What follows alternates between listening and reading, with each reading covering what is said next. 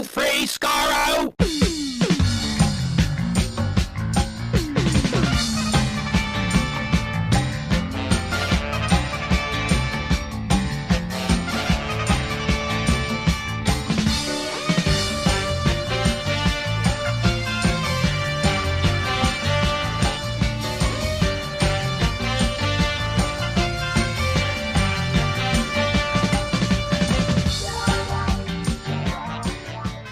Hello, everyone. Welcome to Radio Free Skaro, episode number 874. I am Stephen in Edmonton. Chris in Edmonton. And Kyle in Los Angeles environs. Yeah, environs greater I'm Los still Angeles? in the county. I'm still in the county, but Right. I'm definitely not in. That is not the city I live in anymore. Oh, no. Oh, is that bad? Is it bad, though, really? No, it's fine. It's fine. Okay. It's fine. Can you... Los Angeles County is enormous. Yeah, I suppose it is. Can you say where you are? Because there's I'm in Van Nuys, California. You're Van Nuys. It's just not particularly a nice area. So, I mean, as traditionally. as I said to you right when we got on the call before recording, Kyle, you are in the spiritual home of Industrial Light and Magic. So, right. And there's so much of it around still. Industrial Light and Magic. Did you move into the old warehouse that they use to build a whole bunch of model effects and then shoot like 2 shots that were usable in Star Wars? Is that where you're living right now? That exact same warehouse? Yes, and. Good. Well done. Yes, and. Excellent. As you can hear, I'm mostly over COVID. Last week was rough. I'm having to speak through that episode. Boy, oh boy. Thank you for the sympathy, people who chimed in. This as well. You sounded near to death. Vaccines are wonderful. It got me through this, mostly just sort of dealing. I'm still feeling a little bit congested. I don't know what other people's COVID experience is, but my test is officially... well, not officially negative, but it's like I did a test. Tiny, thin little. Tiny, like it was like a hint, Yeah. It's mostly like I can expect to see it there. That's mostly what I see. So I think I'm pretty much back to normal, but I'm still feeling like slightly congested. But yeah, dumb COVID.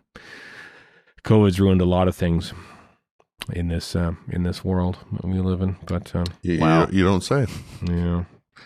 This is news here. I know, but hey, you know what? Things are getting back to normal a little bit. Warren's on here because he's at a Bookiewook convention in Ottawa, not your nation's capital. Until Canada annexes you, it will be. But I welcome it. Our nation's capital. I right welcome now. our pleasant donut-loving overlords. Donuts. Donuts just go right to the gut. I do not eat donuts anymore. But anyway, how you doing, Kyle? It's been a while since you've been on the show. How you keeping? I'm good. Yeah, like I said, I moved a couple weeks ago, so it's been a very hectic few months. And but you know, keeping in there. My job with Nerdist has kept my focus largely away from Doctor Who, as there's been a million TV shows to talk about in the nerd world right of late. So. Yeah. Yeah, I'm excited to talk at all about Doctor Who with you. Well, this is Steven's going to make you talk about Andor. All right, sure. Well, no, I'll talk to you in 3 weeks' time when something else exciting happens in Andor. Sure. Because that's the rhythm they're on. No, it's fascinating you say that, is that like all these other shows are preventing you from talking about Doctor Who because there's been no Doctor Who to talk about. And this is the universe that Doctor Who now finds itself in, is that it is not exactly top of mind for a lot of people who are busy. I couldn't help hype the show if I wanted to. There's too much other stuff to talk about that's actually going on and actually worth talking about. Yeah. And stuff, and that you get hyped for, like like I'm actually excited most of the time, and like getting actual promotional materials and like screening stuff, because I mean this is the week that finally proper promotion has happened. We got the trailer last week. The press screener happened. Actually, the full premiere. It wasn't just a press screener. It was an actual premiere, and the cast were in attendance, and Chibnall was there, and I was like, oh my god, I was almost not expecting this. But that happened on October 11th. And we finally have a time. Yeah, I know. We finally have a broadcast time, folks. We can finally say that it's 7:30 p.m. after the Strictly results on Sunday night at BBC One, a 90-minute time slot for Doctor Who. So saints be praised. We have a trailer and a broadcast time 1 week before this episode actually airs. Just as Bare Naked Ladies predicted. Lo, those many years ago. Many, many years ago. And a song that hit in both sides of the border here. We call that a crossover hit. I think so. That's what we Canadians call the Bare Naked Ladies sellout period, when they sold out to the States by wanting to make more money by being popular. Idiots. Well, I mean, I definitely remember hearing If I Had $1 Million on college radio prior to that. And that was like a fun novelty song. But then like 1 week was obviously a huge hit, globally. Yeah. In Canada, what was it, Chris? It was Gordon. Was that the album? Gordon? With If I Had $1 Million, yeah. That one, and Eat It, which is a really great song that never really, that was one of the early ones, I think. Yeah. Also on Gordon, yeah. Stunt was the album that had... Stunt was the... If I Had $1 Million. Actually, I bought the next maybe one or two even. I was like, I was in my teens. I was like, sure, I like this band. But, right. And they had a few more radio hits thereafter. I suppose they here did. In the States. Yeah, they had a great Christmas album too, for what it's worth. Check that out if you can here on Bare Naked Ladies Cast. Talk about. So yeah, the premiere happened. There's a press embargo, by the way, until after the actual episode airs. So I was going to say like, oh, watch out for spoiler reviews and stuff. Maybe there are people who went to the premiere and decided to spoil things. I do know that the screening did not include the very end of the episode. So if anyone is watching it and like tweets out stuff, well, they don't know exactly how it ends. So, you might not have to worry about that. I saw someone tweet that there's a TV version, like a 30-second TV promo version of the trailer that also aired that was slightly better, I think, than the actual trailer itself. Although I don't think it had any new footage in it apart that you'd already seen in the trailer. It was just better cut. Better cut. I think there's a bit of music to it or something. There's a little more dramatic impetus as opposed to just the sort of the sizzle reel. Here's what's in the episode of Doctor Who that you're going to watch. Tune in whenever that is, because even the trailer didn't even have a broadcast time on it. So there won't be a simulcast for BBC America. Sometimes they've done this in the afternoon. I feel like a 2:30 p.m. in the afternoon is not a good time to simulcast. Like bottom of the clock, it's just not a thing in North American television. No. So maybe that's why they did it. So, but they're doing a big giant Doctor Who marathon, and it's airing at 8 p.m. Eastern. Apparently it's airing at 8 p.m. Eastern in Canada. There's a big to be announced 2-hour block for on CTV Sci-Fi. What that could be, who knows? Yeah. I don't know that anyone's going to miss the BBC America simulcast. I mean, obviously it's good to see it early when it goes out on the BBC, but it's only simulcast for 10 minutes? Oh yeah. And then they cut to commercial and then they're behind. Yeah. Yeah. Yeah. Yeah. Oh boy, I'm really hoping this is the last of these. I mean, I've kind of been beating this drum a lot, but just the dance of trying to find it, and then I'm gonna pay for it on iTunes and hope it shows up the next day or on Google Play or something like that, and it'll show up on. Actually, it shows up on Crave at the exact time of broadcast here in Canada. I don't know what it does on AMC Plus in the US, Kyle. I don't know if you know either. If new Doctor Who shows up at 8 p.m. Eastern. AMC Plus still has commercials, from my understanding, though. What? Do they really? Yeah. There's an ad-free tier, of course. Oh, okay. Is there? Oh, okay. Yeah. I didn't realize there's a Hulu style split. Oh yeah. Yeah. That's the wave of the future now. Yeah. It's like you get two types of money. We get ad revenue or we get subscription revenue. Mm-hmm. Recreating cable. Yeah. Also of note, that's happening on October 23rd for people who like genre television and honestly who still care about drop dates / broadcast times at 9 p.m. Eastern is the season finale of House of the Dragon.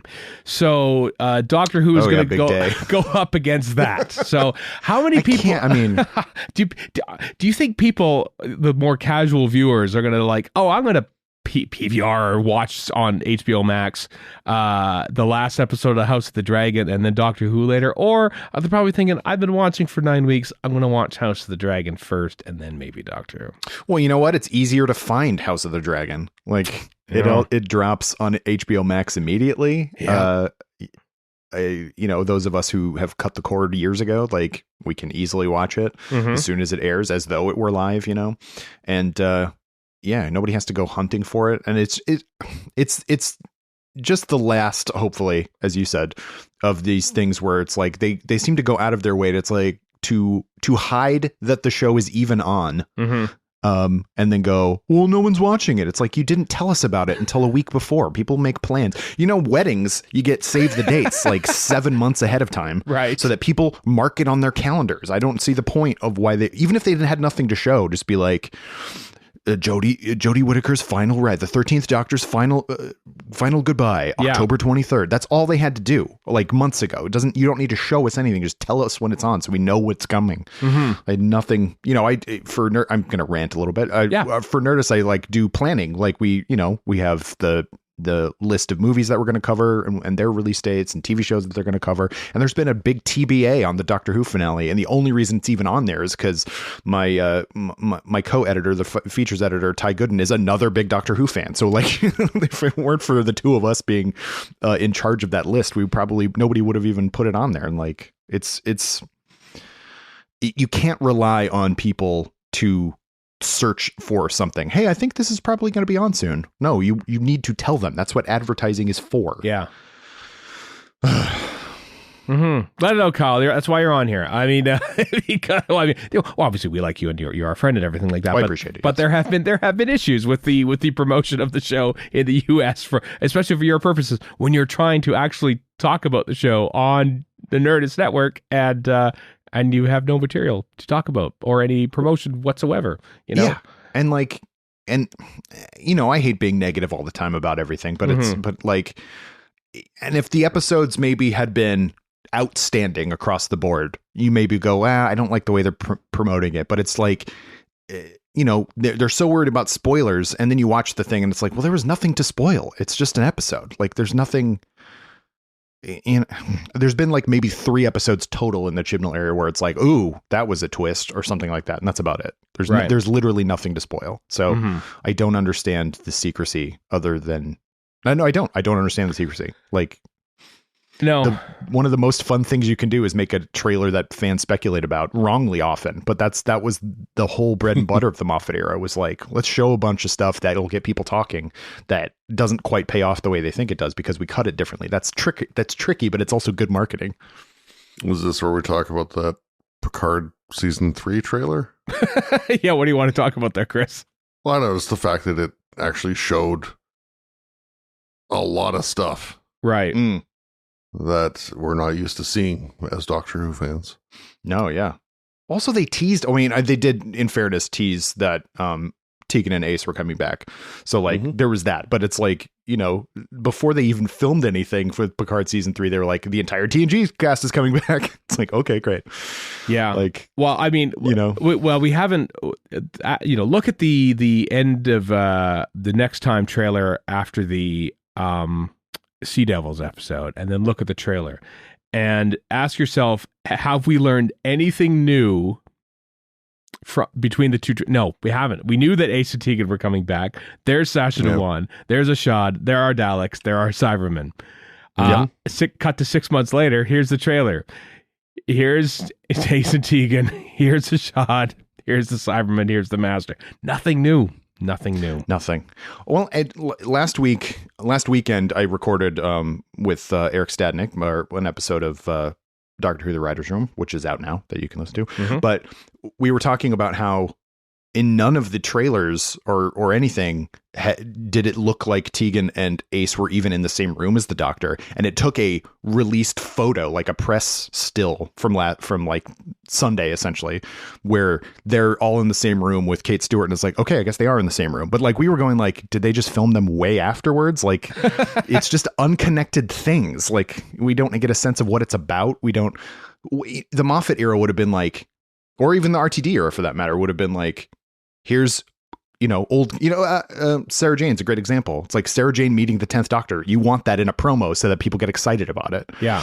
And you want these two iconic 80s companions to meet the 13th Doctor, and they don't show you that. It's just them shooting stuff. It's just like, what does this mean? Yeah, there's like a promo shot of like them walking into a room, but like and maybe you want to hold back the actual like first meeting or something, but I don't know. There's like they just show things. Here are things that are in the episode. Yeah, here are things. There's no emotional connection to what's going on in the trailer. We'll see what actually happens in the episode, but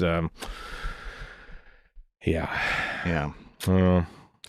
And I've said this since the beginning, like since series 11 was sort of a letdown for me, where like we as Doctor Who fans are lucky that we had for 10 seasons 2 literal geniuses of television running the show.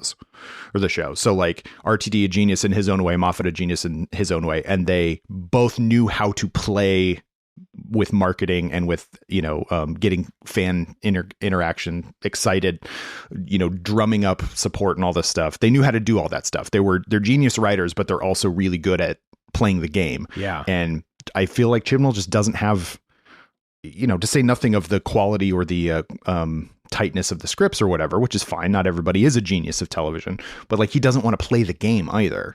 And it's just, I just don't understand across the board how it's like, do you like the show you're making? It sure doesn't seem like it. No, I know. There is, I mean, I've said it often, Moffat is my favorite era of the show, bar none. Sure. I think it agrees with me the most. And I knew that it wasn't going to be the same. And also I knew that like, it wasn't going to be as good just because Moffat was near perfect. It's obviously going to be a step down. And I think this whole time I've sort of like, well, at least let's look just for something different because I know it's going to be different. I can focus on that, on what's different. And I'm not too sure even what is different has been the best of what can offer, because I think the dialogue hasn't been quite sizzly like it was in the Moffat eras, and I don't think the emotional drama and the stakes haven't quite been the same as it was in the RTD era. And I all this time I've sort of been looking for something to sort of a hook to sort of talk about when it comes to the Chibnall era, and I've had a tough time.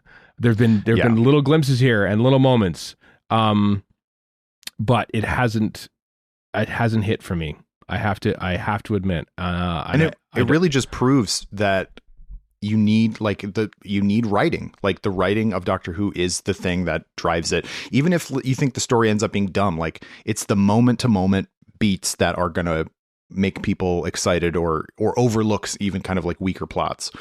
And you can put amazing people in front of the camera. You can put amazing people behind the camera. Like I will never take away the fact that the Chibnall era ushered in so much, closer to parody and diversity behind and in front of the camera. Like Massive. It's all amazing stuff, and it all looks great. Mm-hmm. Like they upgraded the cameras to a really great extent, and like he did all the things behind the scenes that really works. But it's like when you get down to it, the person who's writing 80% of your episodes just this is very cruel. I apologize to him if he's ever going to listen to this, but a fundamentally less curious about the world person than the previous 2 showrunners. Like, just felt like, well, these 2, we'll just make Jodie say some doctory stuff and there'll be an alien and that'll be it. And it's just like, no, you need somebody with an idea. Yeah. And like I saw which we'll talk about. It's on the news list, everybody. But, his little interview about the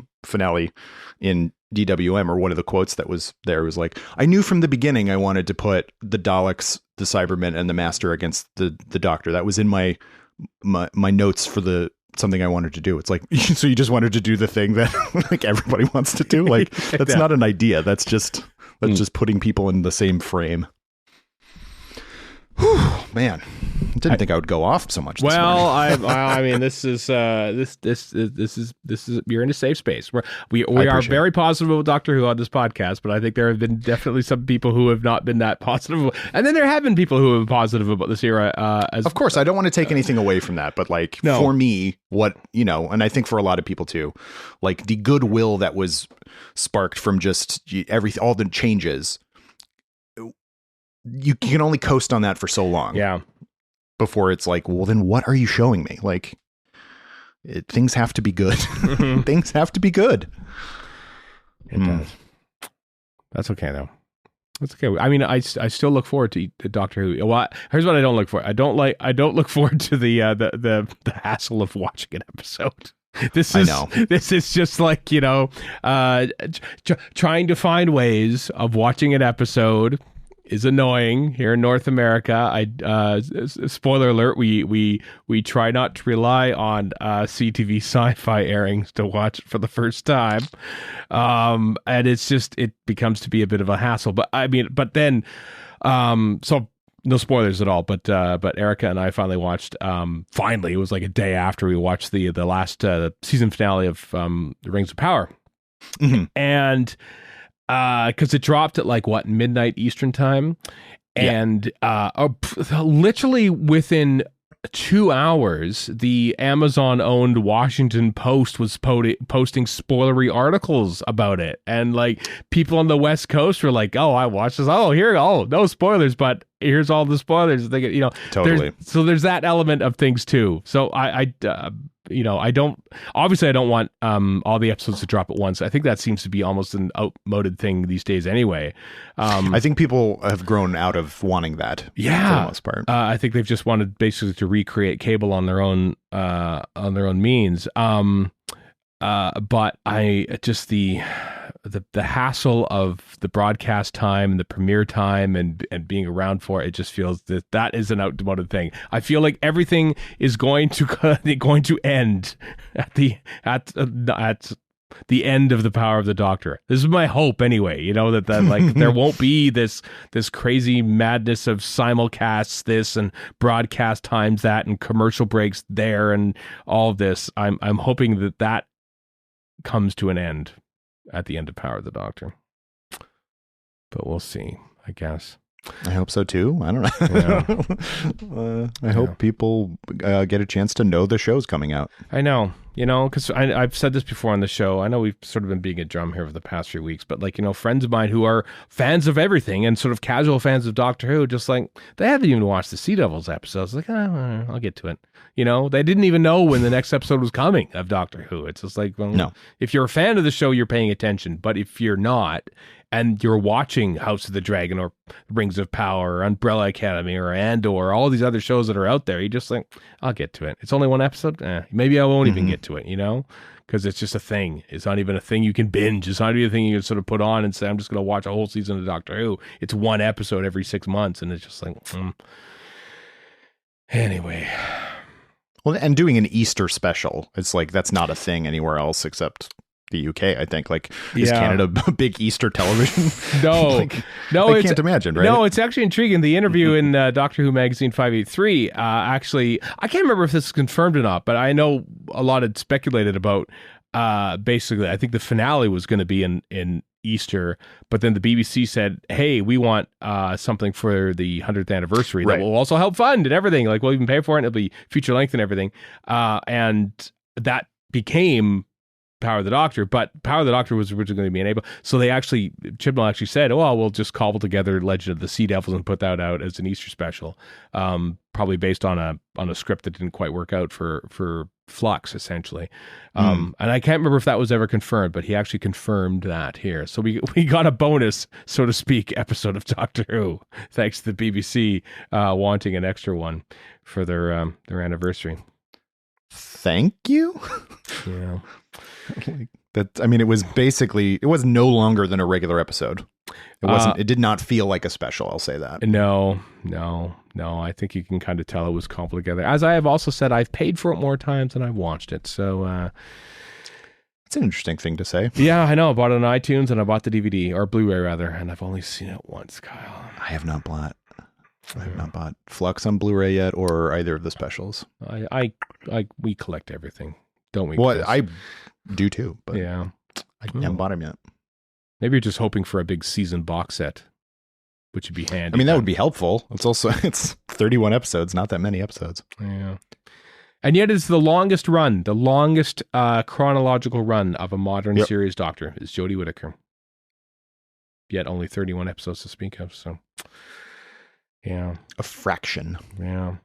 Our season 22 set, Chris, should be arriving early this on Monday or Tuesday by the looks of it. Tuesday. Yeah, which is very exciting. Yep. Fancy. What a day! It came out like 3 months ago in the UK, and I've been like just dreaming of this. But yeah. And one of these days I'll actually get to Galaxy 4 and finish off Shada on the season 17 set. Oh, I watched Galaxy 4 actually not too long ago. I quite enjoyed it. Animation and all. And I am saving. I started Shada. I think I watched like episode 1. I thought that's pretty cool. But now I'm on the Rebus operation during my little pilgrimage. And I'm just going to wait. I'm going to wait until to savor Shada when I watch it in like a month's time or so like that. That's when I'm going to do that.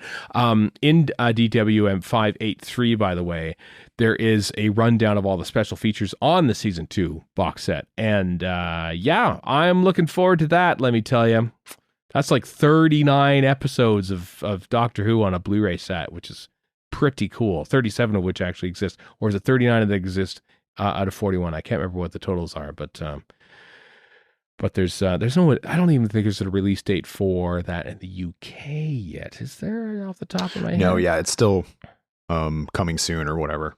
Yeah, and it's and there's nothing for North Well, there's America that either, but one because we talked about the BFI screening of the Time Meddler. Mm-hmm.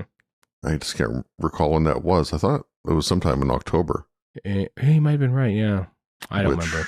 Would Things put cobble the together. Blu-ray release sometime sooner than later. Yeah, unless there's an issue with it, which there sometimes is. But I don't even think you can order the Power of the Doctor Blu-ray here in North America, but you can pre-order the Steelbook version of it, which is coming out November 7th. Steelbooks are a thing, Kyle, in the UK. They love their Steelbooks there. I know, and they're pretty, but Yep. come on. October 29th For the season 2 for set? Time Meddler at the BFI. Oh, okay. So it's probably coming out. So probably not too long probably after. Monday, probably the Monday after. So 31st, Halloween maybe for season 2 Blu-ray, maybe. Right. Which means it'll be December something in North America. Oh no, probably February. Yeah. Oh, really? Yeah. You're probably Yeah. right. Sadly. Which is too bad because, Christmas. Everyone loves 60-year-old TV sets for Christmas. I mean, come on, North America, get it together. I got a bunch of Ultraman DVDs for Christmas last year. So Look at that. I'll do it. Oh, I'll ask my in-laws for old TV and gladly. I don't know if I trust my in-laws or anyone to sort of say I want this specific thing. No, not that one. This one. Well, I always provide links. Oh yeah. When people ask me, "What do you want?" I would like, "Here, this. Just buy this." Very handy. Very handy. So yeah, did we mention all this? So to sum up, premiere of Power of the Doctor held October 11th.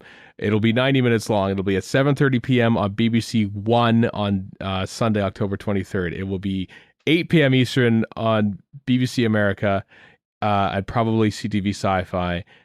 Presuming it'll be on iTunes and Google the next day and streaming whenever.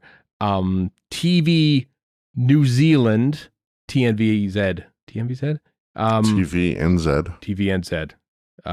Home of Taskmaster New Zealand. Sure. They are simulcasting it at like they often do at like 5 a.m. or something on Monday in New Zealand, and presumably Australia is going to do the same thing. And then they air it later on. Australia has been for the last while anyway. They've put it on iView like immediately after the BBC broadcasts it, Right. and then they'll do a actual TV broadcast like the next day or a couple days later. But I haven't seen anything from the ABC yet.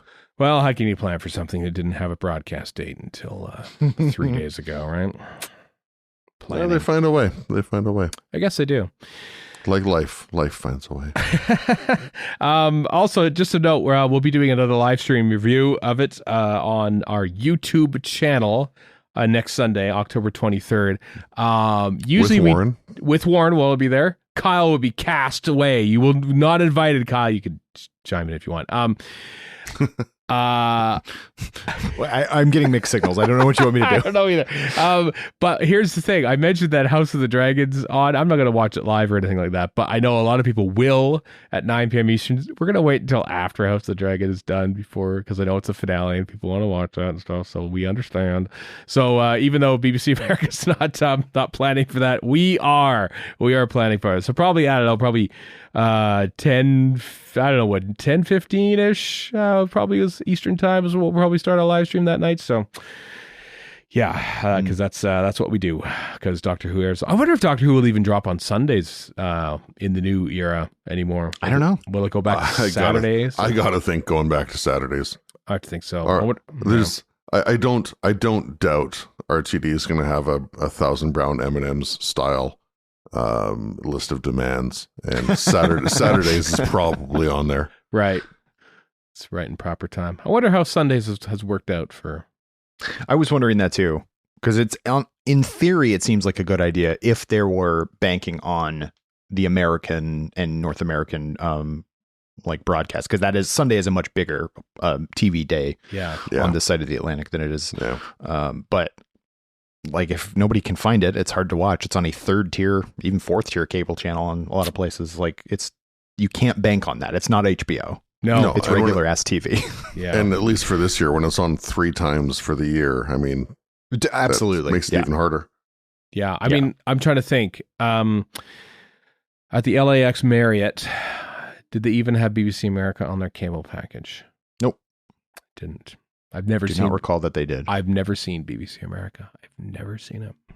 Really? Never seen it, because every time. I mean, there's no reason you should have. The only time I go to the States is, for conventions for the most part. And yeah. What about when you go and visit the in-laws? Well, they don't have cable at all anymore. So, Okay. So there you go. That's the state of the cable industry, folks, that Doctor Who is currently reliant on. Hopefully it will change. Hopefully this won't overshadow Jodie Whittaker's last episode, because that's the thing that needs to be celebrated and not buried behind lack of promotion and ridiculous broadcast shenanigans. So anyway, getting lost in all this is a very good actor who got underserved, I think. Yeah, I think so. And COVID didn't help either. No. Certainly. You can't lay that at the feet of Chibnall or anything like that. So I understand that things were tough. Times were tough all over. Times are tough. Yeah. Regimes change as well. I mean, it's tough to look at like, oh, well, we're just waiting to get the new stuff going with Sony and Bad Wolf and everything, and they're making stuff, and it feels like a little bit of an afterthought right now, but just waiting for the next thing to happen. But I'm curious about how I felt like when leading up to Twice Upon a Time in 2017, because we all knew that the new Shiny was coming. There's like a female Doctor, which is amazing, and like all these new things, we're like, oh, at the end she's gonna be there. We're gonna see her for the first time, and I can't remember how I felt about the end of that era, because I loved Peter Capaldi era so much but was I also part of me thinking, I'm just kind of looking forward to what happens with the new thing? Sure, because there's always been a thing that we've always sort of been expecting and hoping for, but I can't remember what I felt 5 years ago. So, well, if only there was some way of going back in time to, or say a podcast recording of some description. That's true. If only things have been recorded for the last time, I don't know, maybe 874 weeks. Yeah, I know. We can find out, but it hasn't happened. Yeah. On a similar tangent, do we want to go out on a limb and look like idiots and try to make a guess as to who Whittaker regenerates into? Oh gosh. I know, Kyle. What do you think? My gut reaction: nobody. You think we're just not going to see anybody at all? Yeah, it's going to be like something weird happens, and then cliffhanger to be continued. Okay, perfectly valid answer. Yeah, Stephen. I wonder. If only because, oh man, like I don't think they shot the. It didn't like Tennant and or Ncuti Gatwa weren't there the day of Jodie, because they shot her scenes a year ago. Let's face it. Yeah, she's been done a long time. It's been a long time, so it's going to have to be. They also don't need them there at that point. Very true. I don't think. I think actually, now that I think about it, I think the only changeover that's been in person was Tennant to Smith. That's the only one, because Eccleston obviously was gone, and Capaldi was. I think they shot Jodie Whittaker scenes for that quite a while after as well. Mm-hmm. I think it's got to be Tennant. I think it's Tennant. But and then he'll go, what? Yeah, what? That's, I know. Like, it seems obvious to do that, right? But it seems proper almost for him to do that. So maybe he does do that. I don't know. But it's interesting that in the interview in Doctor Who magazine, Jodie Whittaker says, I'm looking forward to, I'm looking forward to just watching the show as a fan anymore, as they always say. They say, I'm looking forward to Ncuti Gatwa and everything. I never mentioned David Tennant, so like it was interesting. But so did she see the final cut and she regenerates into Ncuti Gatwa somehow? Explain that. It's like, oh, it's Ncuti Gatwa, and then all of a sudden it's just like, nope, it's actually David Tennant. We replaced your first black doctor with another white guy, and it's the same white guy. I feel like that would be weird, so I'm going with Tennant. What about you, Chris? We've replaced her regular coffee with Folgers crystals. Yeah. I'm gonna say Ncuti Gatwa. Yeah. Cool. Nice. So we have one of us will be right. What if none of us are right? What if it's like somehow? Yeah. Quick, somebody text Warren and get his opinion. Yeah. Well, we'll find out. We'll find out. It'll be fun. It's fun and exciting. We'll see what's happening in the whole episode and what fun stuff will happen, because it's 100th anniversary of the BBC. There's probably going to be lots of stuff. So get your references. I hope you did your homework, all you Doctor Who fans, so you can spot all the references. She's going to regenerate into C.E. Bunny Weber. Wouldn't that be something? That would be amazing. And all the companions regenerate into like David Whittaker and Dennis Spooner and like her last word. Her last word is going to be Adric. They regenerate into the creators of Doctor Who circa March of 1963. Mm-hmm. And that's Yaz becomes Sidney Newman. Yep. It all makes sense. How's Yaz gonna leave too? That's a thing that I mean, there's a number of things. Like I feel like we can pretty much assume that Dan is gonna just go back and be a tour guide. Like, I don't know. Yeah, I know. Dan and what's her name? Diane. Yeah. Dan and Diane are gonna. I think they're finally gonna become a thing. Reconcile. I ship that. Yeah, for sure. And Yaz is probably going to just go back to her family, just go back to living with her sister and parents. Mm-hmm. Here's the thing. That's my guess. They set up this whole thing with this tragic non-romance between Yaz and the Doctor, which, was fan servicey to the nth degree. But like, so all you're doing is setting it up to be tragic. It's tragic because they can't possibly be together, because that's not how the show works. And also Jodie's leaving. Mm-hmm. But also it's like, so either it's tragic and they just aren't together, or it's tragic and Yaz dies. It's like, that's worse. You can't do that. So she has to just go to her family. If she dies, there's going to be an uproar. And they've done the memory erasure thing. You can't do that again. You can't do that. So you can't do that.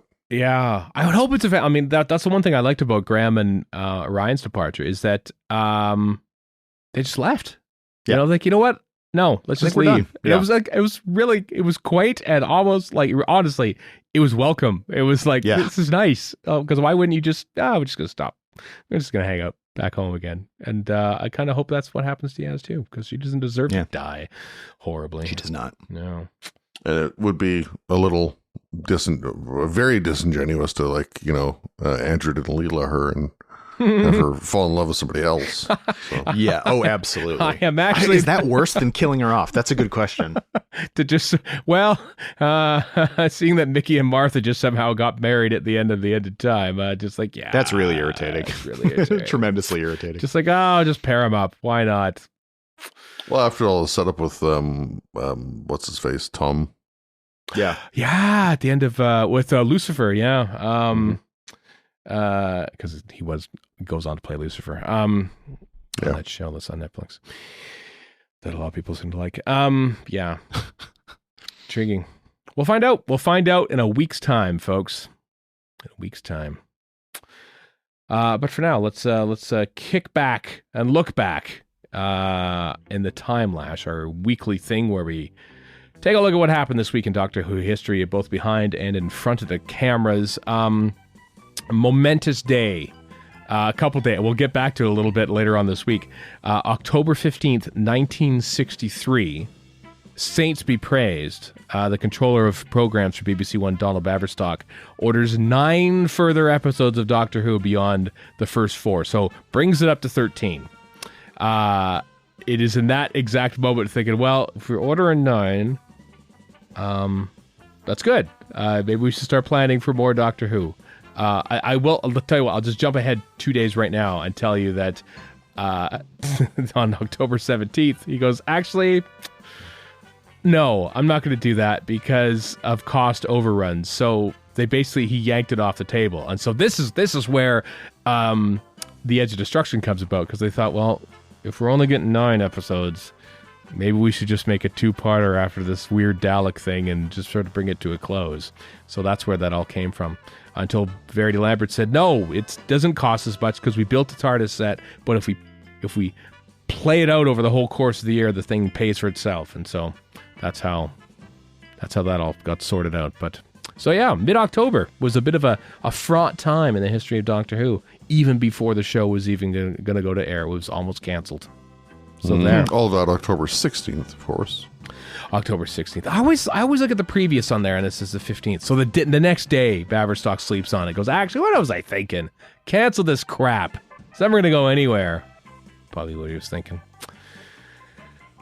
What else happened on October 16th, as you so rightly point out, Chris? It's the beginning of the end for Vicky, as Mythmakers Episode 1 goes out. Oh, yeah. She returns from holiday saying, well, good news. We're going to ancient Troy for this one.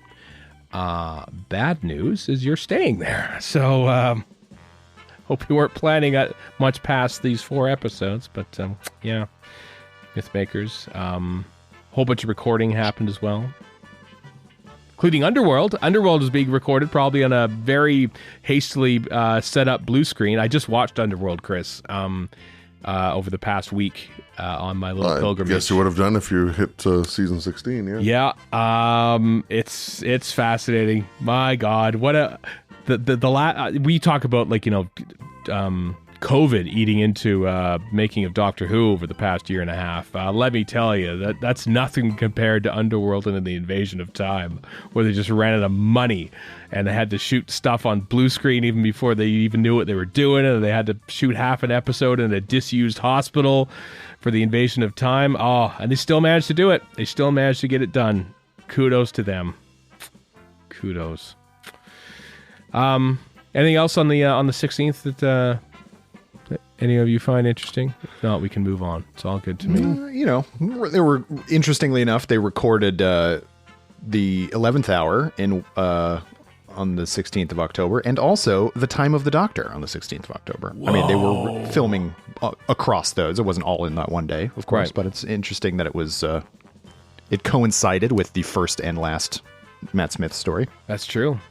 Even though it wasn't shot last, because it was... What was the first one? The Angels 2-parter was the first one that they actually shot, yeah. Same block, but... Same block, yeah. Started first, block. Yeah. Adam Smith, yeah. Good director. You get to say his name, Stephen. October 17th. Timothy Coombe. Happy birthday, Timothy Coombe, and Jeffrey Sachs, who directed the 96 TV movie, and Mark Gatiss. October, what a day. Wow. October 17th. Happy birthday to all 3 of those cats.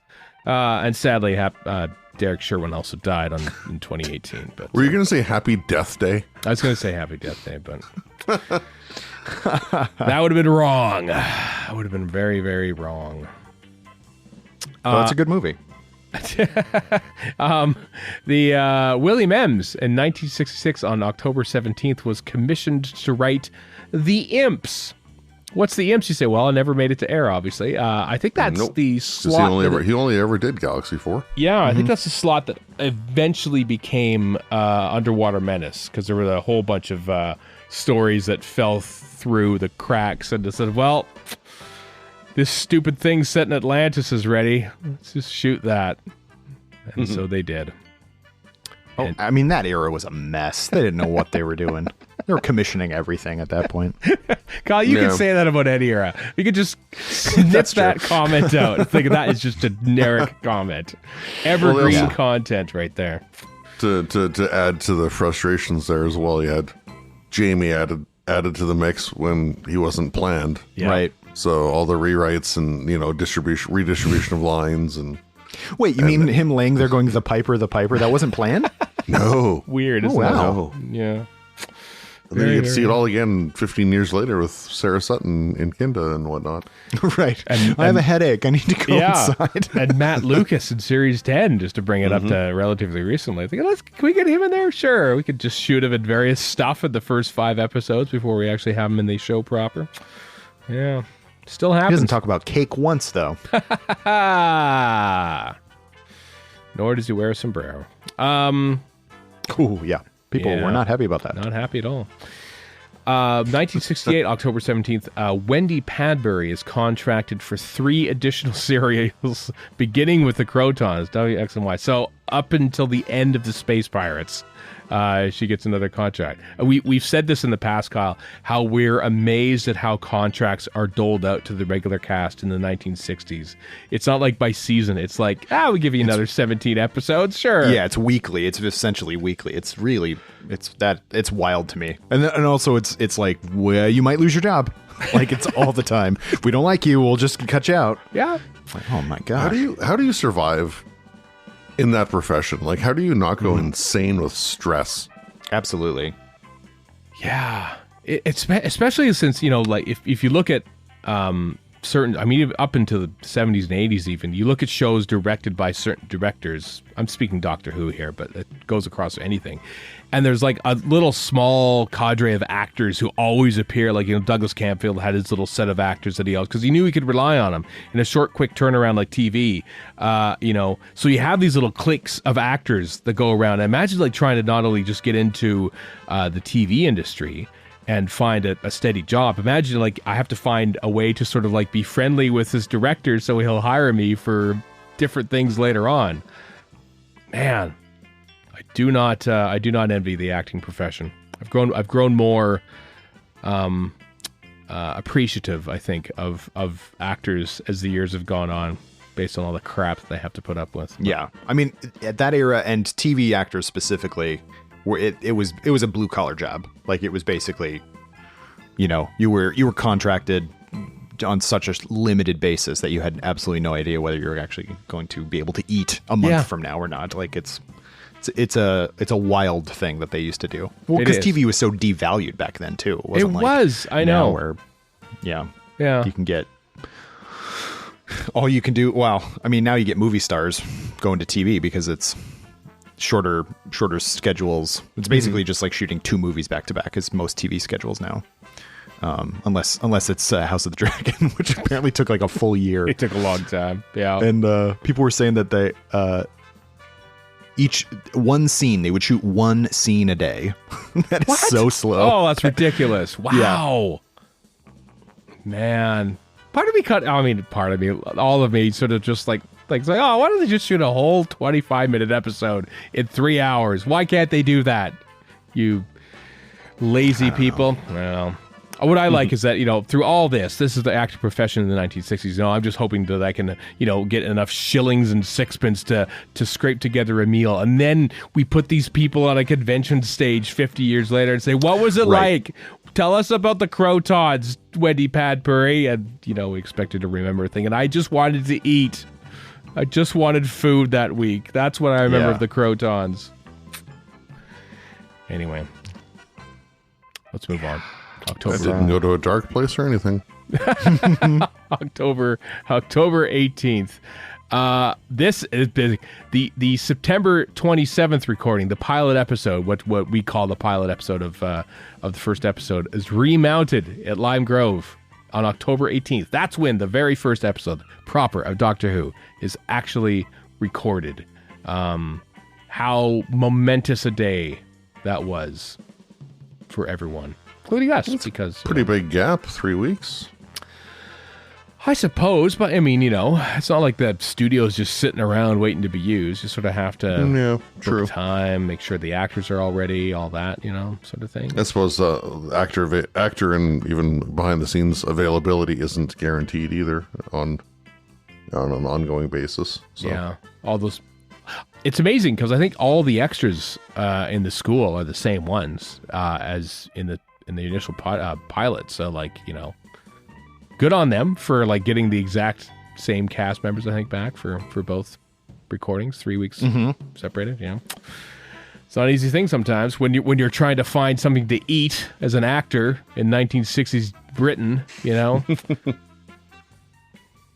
Anyway, anything else jump out at you on October 18th? Well, the thing that really jumped out to me was that in 1970, Bob Baker and Dave Martin are commissioned to write the second episode of The Claws of Axos. They weren't even commissioned to write the full story. No. At a time. They were commissioned episode by episode, and that seems wildly inefficient. Writers don't want to eat regularly either, yeah, apparently. Seriously. Now, granted, that was their first story, so maybe it was a thing where it's give us a first episode and maybe an outline or something like that, and then we'll commission the rest. But it just seems like the way that they do those, it wasn't look, they don't want to commit maybe to a full serial if it's not going to be good. I get it, the possibilities there, but it's still just how do you even know it's good if you only commission the first episode? It's amazing, hearing Terrence Dicks talk with Bob Baker and Dave Martin over the years. It's they were just a nightmare, and I had to rewrite all this stuff, and but I kept hiring him every single year, and there's always something they liked about him, Yeah, it's their excitement, their exuberance. I don't know. I guess so. Yeah, it's easy. It's more beneficial for the drama to dumb things down or to sort of scale back. Then can you make this bigger? Because you're right. Then you're just not going to get a very exciting episode at all. So if I've said it once, I've said it 1,000 times. One of my favorite things about the Pertwee era is that they never limited the scope based on the budget, and that's why you get stuff that just doesn't look very good. But that's because they were yeah, let's do it. Let's see if the way Barry Letts was in love with CSO. Yep, he's we could do anything. Well, I feel like that was a lot of the Bristol Boys stuff. It was we shouldn't be able to do this. That's true. I know. I've never thought about that. I wonder if you do a minute by minute comparison, how much CSO is used in different writers' stories. Basically we could do a Don Houghton script we could do on film and on videotape for the most part. But those Bristol Boys.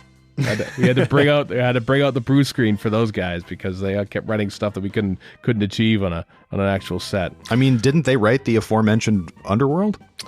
They did. So they did. Listen. I think it speaks for itself. They basically you were watching the volume now on a lot of Disney shows and stuff. It's because of Bob Baker and Dave Martin. It's because they stretched things so far that we have to create new technology to create fake worlds as a background. It's because of them. Think about that. When you're watching Underworld and saying these effects look terrible, and then you watch your Obi-Wan Kenobi shows and whatnot, and you go, wow, straight line, man. Straight line from Underworld to Kenobi. Not really. Anything else on October 18th? Jump out. 1985. A couple story ideas I'm not familiar with. Attack from the Mind and The Second Coming. Yeah. Not being developed. Nope. Those are all parts. Those are good. Those are eventually replaced by Terror of the Vorvoids, basically, because Eric Sayward had a lot of ideas for the Trial of a Time Lord thing, and eventually just sort of we'll just have Robert Holmes write half of it and then die. That was not part of his plan. To be frank, we are not accusing him of murder. No, we aren't. But Robert Holmes did end up running a lot of it. And Pippa Jane Baker pretty much the other half, and then there's Phil Martin in the middle, running Mind Warp. But yeah, they had bigger ideas. I think each of those are going to be 2-part stories too. That last block, I think it was going to be 3 2-parters essentially. But of course, that's not how it worked out in the end. Because a year later, there it is, episode 7 broadcast on in 1986 on October 18th, and that was Mind Warp. So, yeah. Well, here's a fun one. All right. 2014 is when Flatline debuted, and that means that I was in Vancouver at Warren's house watching it. Did you? Oh, wow. Is that the one you were watching there? That was the one, yeah.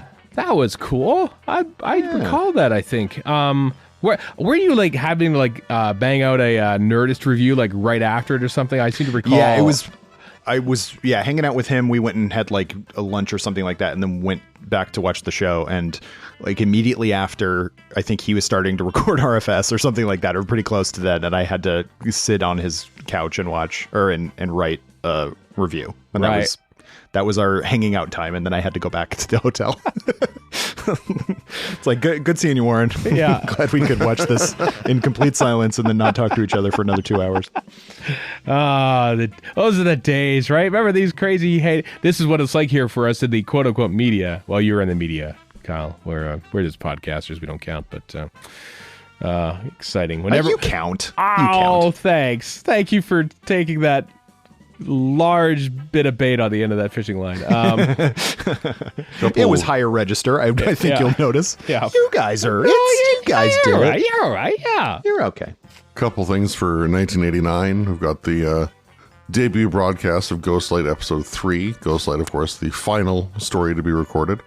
So that was the last of the recordings for classic Doctor Who. That's right.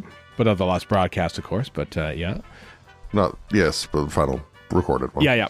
And then 1989, Columbia Pictures formally offers to co-produce Doctor Who with the BBC. That is fascinating. The fact that it's... And now who owns Columbia Pictures? It's Sony. Whoa! Sony, The long game is being played. Long game. Man, that is fascinating. Given that, obviously they were impressed by Ghostlight Episode 3. Get them on the phone. Get Alan Yentov on the phone. We want to produce Doctor Who.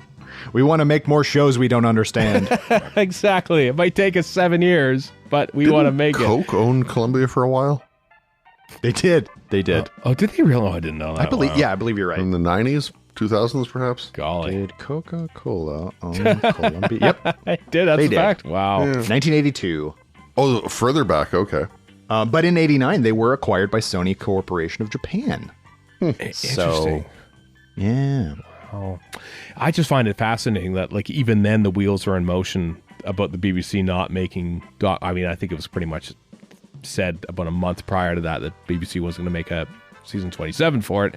But the fact that, like, wow, they're already getting like outside offers and stuff like this. This is how far back that TV movie goes. The gestation of that goes through so much just to get one TV movie made in the hopes for more. Like, oh man. Yeah. Well, 7-Year Hitch has, has the goods. It does. One of the great documentaries. Such a good documentary. So good. Gosh. On the TV movie DVD. I was going to say box set. I wonder where that's going to show up. There might be like a Wilderness Years Blu-ray set or something maybe where the TV movie one will show up as sort of the hook. They put it out on Dimensions Blu-ray in Time. In the UK. In the UK, yes, but they get steel books, Kyle, and I mean, we don't get them here. We don't get them here, so... Yeah, I never saw. I mean, the Blu-ray, to be fair, was just a straight up res too, whereas they're not. Yeah, it wasn't. Yeah. They didn't redo it or anything. No, I'm curious what they would do for proper Blu-ray. Anyway, let's move on to the 19th of October, where Donald Wilson sees the final 2 episodes of Planet of Giants in 1964 and says, "This is boring, guys. Edit these 2 together." He feels the story lacks pace, I'll say. But the censor rights was allowed to exist as it did. Maybe that was the last straw. Maybe it was like, you know what? This has gone on just long enough. No more of this.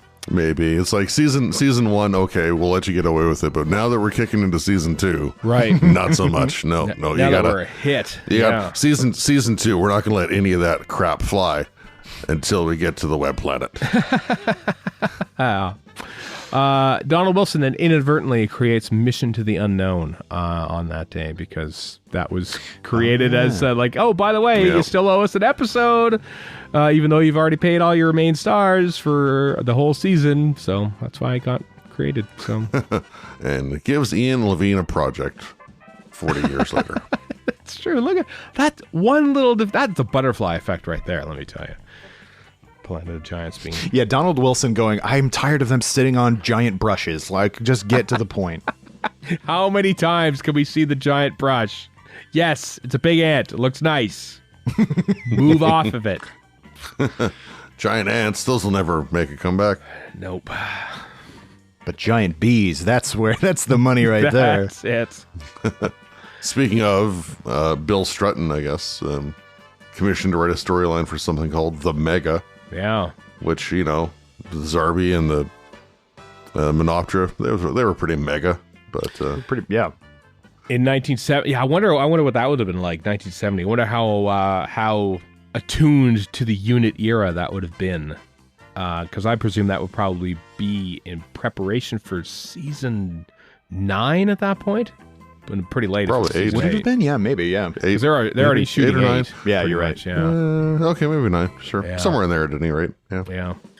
Well, didn't get there. Didn't get very far. And as far as I know, people will probably correct me on this. I don't think Big Finish has made a thing out of it. So, I mean, probably not. yeah, probably It's not. What on does the it's Strutton on the estate list. have to say? I don't know. I don't know what the Strutton is saying. Well, who knows? Who knows? Anything else? October 19th. Jump out at you. Death of Linda Bellingham, Yeah. 8 years. I guess. That was 8 years ago now. I That remember does that. not seem like it's that long ago. I know. Absolutely. Yeah, died 2014. She was lovely in the Trial of a Time Lord, and she died. So, yeah, I remember that.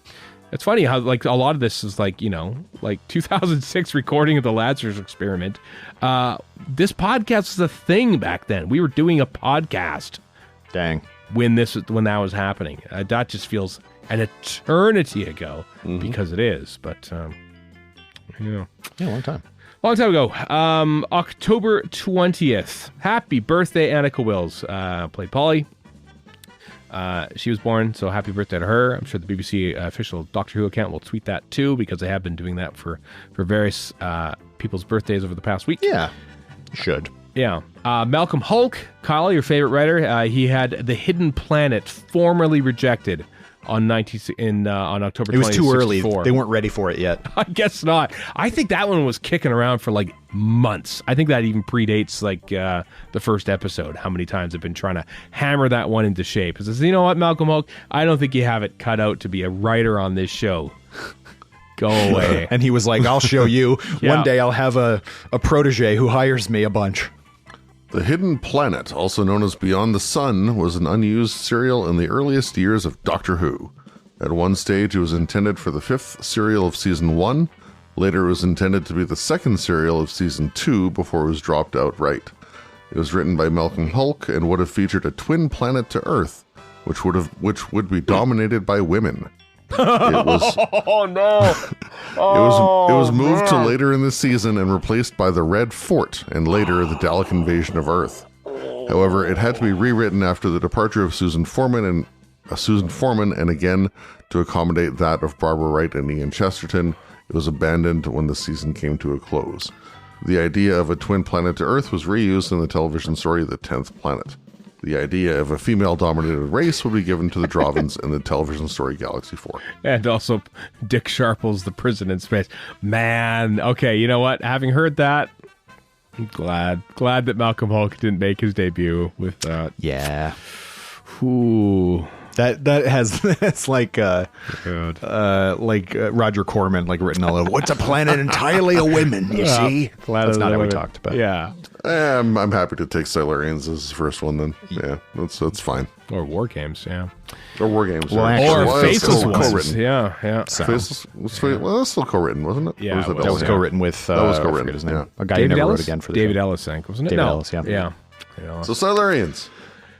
I do love the Silurians. Yeah. It's a great episode. Story. Barry Letts appointed the new producer of Doctor Who on that day in '69. How about that? While recording was happening for Spirit from Space, so we see Derek Sherwood on screen as the attendant, as basically like him. His look on his face is going, by the way, you're being moved off to be producer on Paul Temple. Whoa! And that's his actual reaction to that. We're in the middle of shooting the story. I know. I'm After his hoping. lengthy two-story run. I'm hoping that he was sort of like, when you're done here. Although really, by the time the thing's getting made, it's kind of up to the director at that point, and so like, there's not much producing going on. For instance, you look at the behind-the-scenes footage as the read-through of Robot. where Christopher Barry is leading proceedings with the new Doctor and the cast and everything, and Barry Less is nowhere to be seen. A, because he's busy shooting Planet of the Spiders at the exact same moment because he directed it, but also because, I'm a producer. I got nothing else to do. You know, you got this one. So, how about that? Barry Letts, takes over for Silurians. This is notable. October 20th, 1977. An unknown writer by the name of Douglas Adams is commissioned to write The Pirate Planet. Now, I don't know when he started writing Hitchhiker's Guide. It came out on radio, 78? I want to say 79, maybe. I don't remember when it happened. But I don't know when that was. It's probably stewing in his mind for quite a while. But Doctor Who got him first, damn it. And then everything sort of came out at the same time. When he became script editor, I know that's when Hitchhikers was really taken off. So he kind of was pretty busy. But yeah, October 20th, 77. That's your towel day, everyone. That's when Douglas Adams first encounters Doctor Who. I'll be starting to watch that this week, too, Pirate Planet. So that's exciting for me. Yeah. Well, then 2 years later, so he's commissioned in 77, and then 2 years later, to the day, the fourth episode of City of Death airs, which is... was seen by not a small amount of people, but in fact a great deal of them. 16.1 million watched part 4 of City of Death because none of them were watching ITV on the other side because of the big strike that boosted everyone's viewing figures, not just Doctor Who. Everyone on BBC One got huge. I wonder what other shows got. Probably I don't know. Name a show from 1979 on BBC One that was airing for the first time, and it probably got a bazillion viewers, probably. I think Doctor Who still was finishing 40th in the ratings, because they were everything else is still getting big things. But yeah, thanks ITV strike. Strikes. What day was that? October 20th. Yeah. Are you gonna check? You gonna check the historical broadcast? Well, yeah. On that day, the BBC schedule only has Doctor Who and Secret Army. Secret Army got 38 million. Secret Army. 38 million, I bet, for Secret Army. Probably. Yeah. Was that the spin-off of Dad's Army? I wish. I wish it was.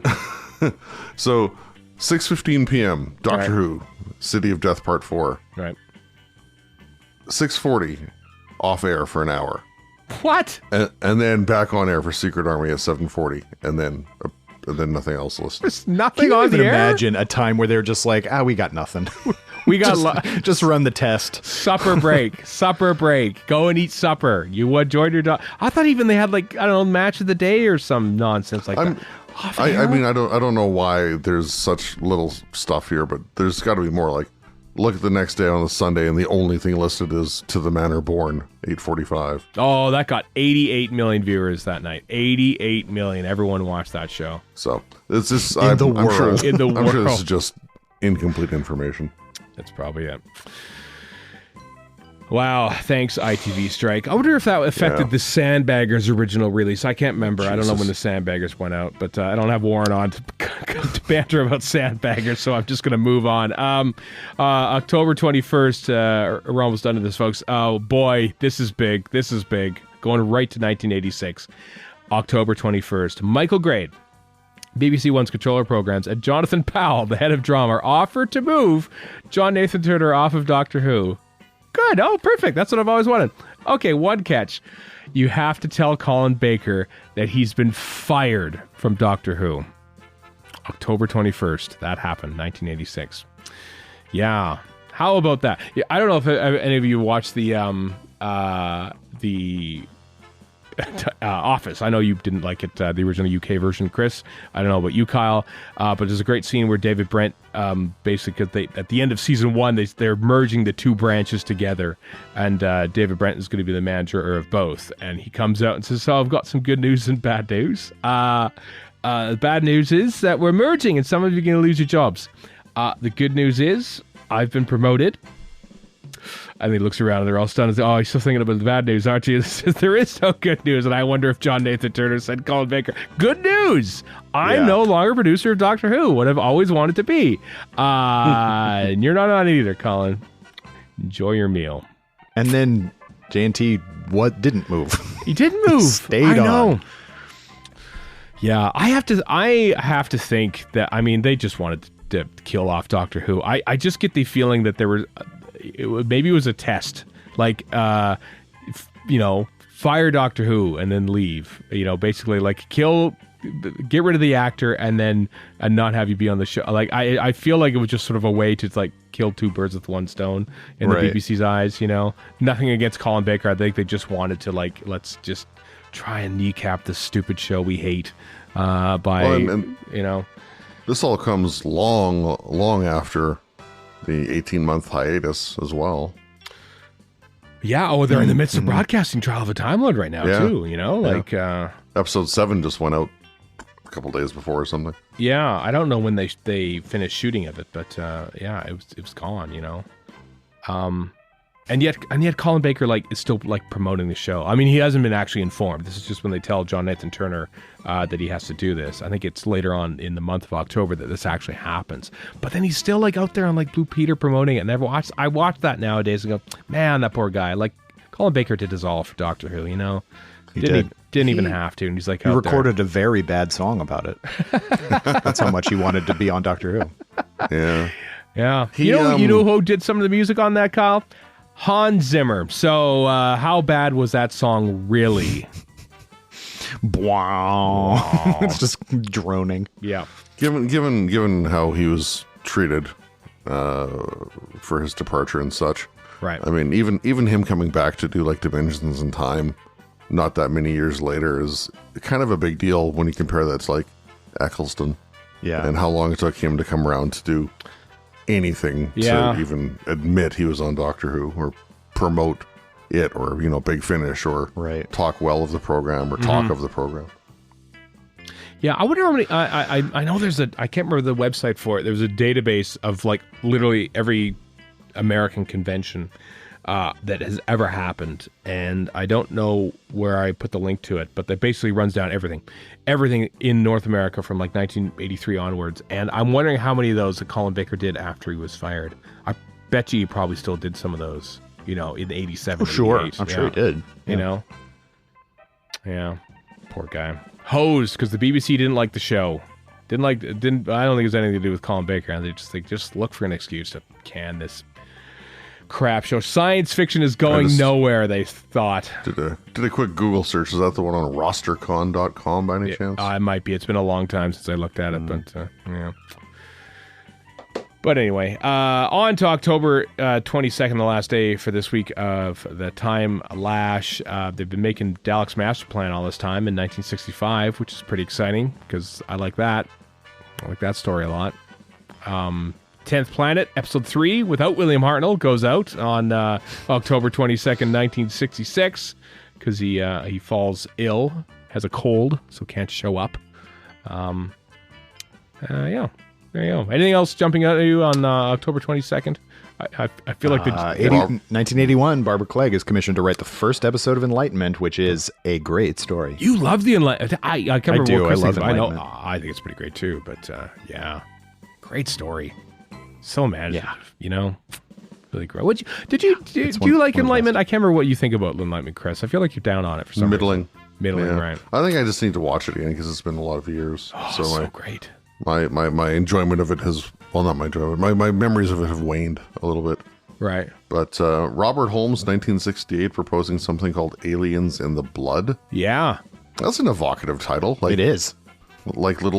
What, alien microbes, maybe? Or I don't know. I don't. Aliens in the Blood sounds like if Cormac like, McCarthy decided to write a. Yeah.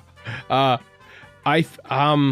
trying to think. I feel like that one was rejected, but I think Terrence Dicks was like, you know what? This kid's got talent. Let's see what else we have in the coffers from it. And I think that's where the Crotons came. I can't remember how it all worked out, but I think that was initial, shot across the bow that the greatest writer in Doctor Who history was going to be, okay for writing for this show. Apparently Robert Holmes released it as something called Aliens in the Mind. as a book. All right. A book? A community of human mutants capable of telepathy are discovered on a remote Scottish island. A plan is in place to use them to control the British government. and friends Curtis Lark, played by Vincent Price, right, and Hugh Baxter, played by Peter Cushing, joined forces to foil the plot. First broadcast on BBC Radio 4. So radio play. Interesting. Well, how about that? It all started as a rejected Doctor Who episode. It did. Well, that is the longest time lapse we've ever done. I know this because the music is about to run out, so we're gonna wrap it up there. Our whole podcast is just looking back in the history of what's been happening in Doctor Who, and that's fine. We get to look forward to next week. I know there's going to be actual Doctor Who to talk about. What the hell do we do? I don't know what to do with this anymore. Let's talk about a couple things before we get the hell out of here. Then Big Finish, Rose Tyler, the Dimension Canon, Other Worlds is now available, as is from the Worlds of Doctor Who, Master! Nemesis Express is also out there for Big Finish fans, and for the Rose Tyler one, yeah. I just want to say that I love they're bringing back the guy that played Clive. What's his name? Mark. Because why not? Mark Benson. Because why not? Yeah. She said she. Yeah, I just remember the conspiracy theorist guy that he played in Rose. Yeah. And Doctor Who Special, Titan Comics Doctor Who Special, featuring the 10th Doctor and Martha, is coming out August in 2023. Goodness me. That's a ways away. Dan Slott has written that one. I think that's his first Doctor Who comic. I could be wrong about that, but with artwork from Christopher Jones, of course, who is a very frequent guest at Gallifrey 1, which, of course, is happening in February. Kyle will probably see you there this time around, right? Probably, unless there's another outbreak of other bad stuff. Yeah. Well, here's hoping. It'll be a great time. Jodie Whittaker's going to be there. I don't know if you knew that, but Jodie Whittaker's going to be at Gallifrey 1 in February. I maybe heard about it. Yeah. So it's going to be great. So I'm looking forward to that. I'm looking forward to watching Doctor Who next weekend. Yes, folks, we're going to review a new Doctor Who episode. We're going to review the last episode of the Jodie Whittaker, Chris Chibnall era, The Power of the Doctor, next week on this very podcast. Our live stream will be on live on our YouTube page much later in the day. As we outlined, it'll be after Doctor Who and after House of the Dragon. Keep an eye on Twitter and whatnot for advance warnings of when we begin. Yeah.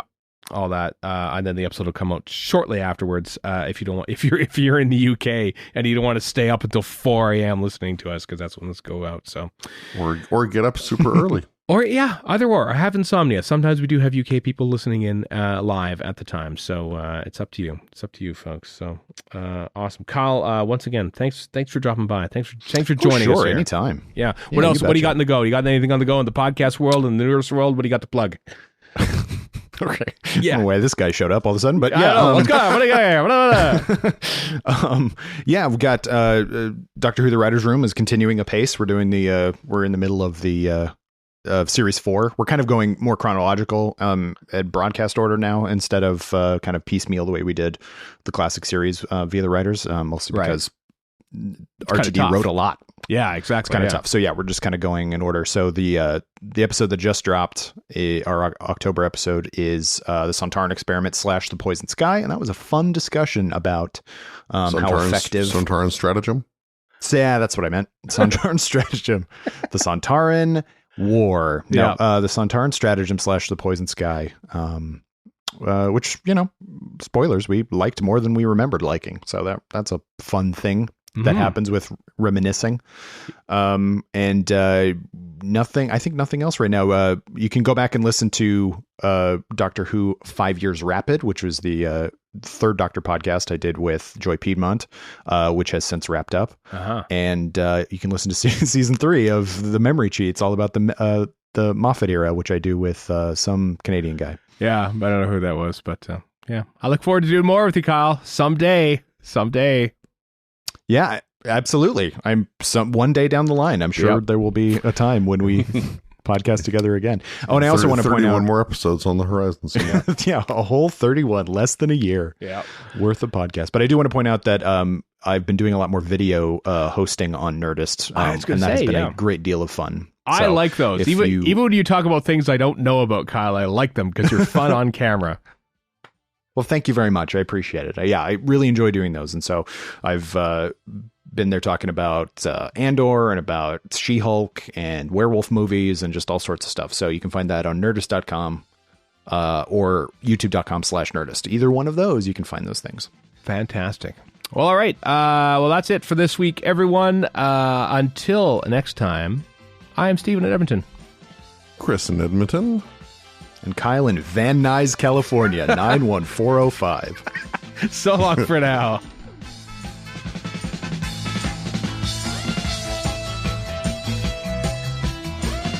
You've been listening to Radio Free Skaro. Find us online at radiofreeskaro.com. Follow us on Twitter and Tumblr at Radio Free Skaro. Subscribe to us on iTunes and donate to the show at patreon.com/Radio Free Skaro. Thank you.